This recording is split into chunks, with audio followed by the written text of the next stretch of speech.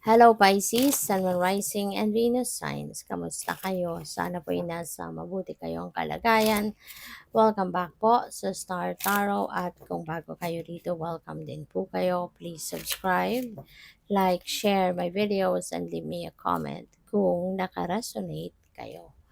So we have heavenly signs, Pisces. Pay attention to that. No? Mga signs, symbols, omens, synchronicities, na maaring matanggap ninyo, ma-receive ninyo at this time kasi those are guidance para sa iyo ng universe. Maaaring nagdadasal kayo for signs, 'di ba? So ito na 'yon.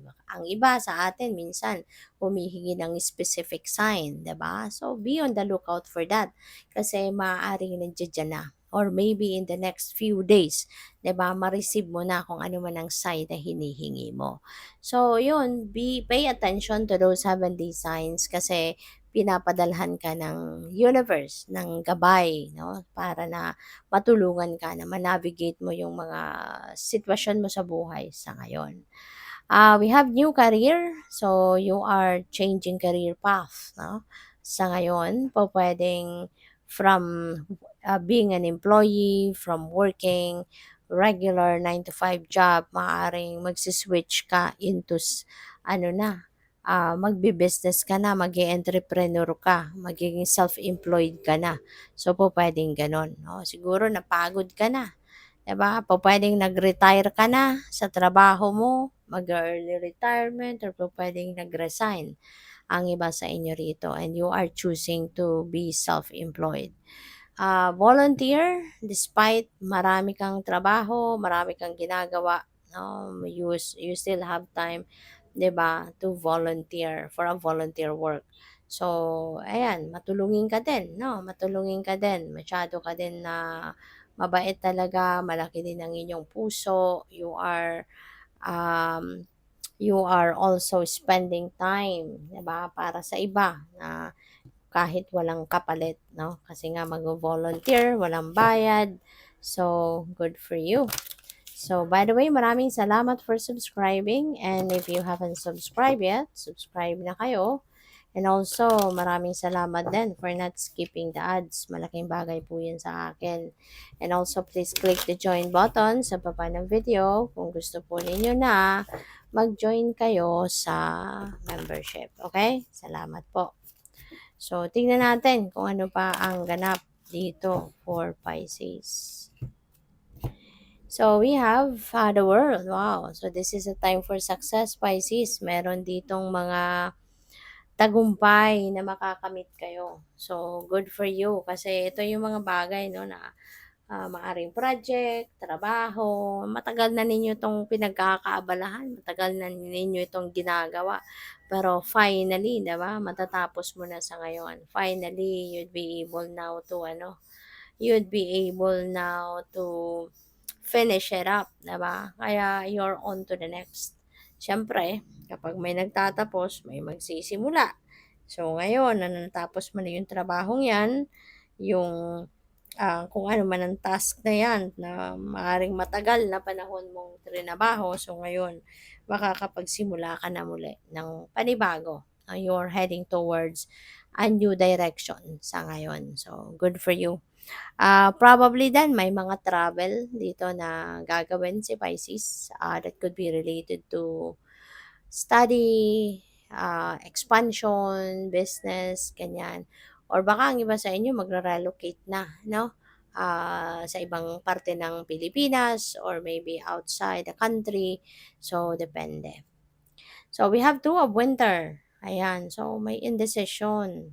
Okay?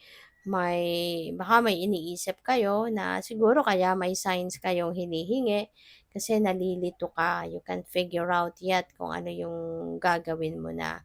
Kasi po pwede na meron kayong, ito nga, yung new career na yan, maybe you're still indecisive about that, no? Ang iba sa inyo, aalis na ba ako dito? Magsisimula na ba ako ng ibang trabaho or maaaring may opportunity din kasi ang iba sa inyo. So, baka iniisip mo din, diba, am I going for this new opportunity or I'm going to stay or what? no? So, mga maaari 'no, na related 'yan diyan sa mga sitwasyon na 'yan. Kaya, um, yeah, so pay attention to those signs and sige magdasal ka, ask for enlightenment, ask for guidance, 'di ba, para na mapunta ka sa tama talaga, alright? So, what else? We have 3 of Summer, there are good news coming your way. Ang maganda rito, pupuwede rin 'no, na talagang makakatulong din ito sa'yo na maging magaan, 'no, mas maging magaan ang inyong pakiramdam sa ngayon, 'no. So, dito ka muna. Makakatulong din ito na maging magaan muna ang pakiramdam mo, maging maging magiging malinaw ang iyong pag-iisip later on, makisaya ka muna, mag-celebrate ka muna. Kasi 'di ba dito sa the world meron kang accomplishment, may achievement ka, so yun celebrate mo muna 'yan. Wag mo munang isipin yung problema 'no, na bumabagabag sa'yo. Or ito baka meron mag-iimbita din sa'yo, 'di ba?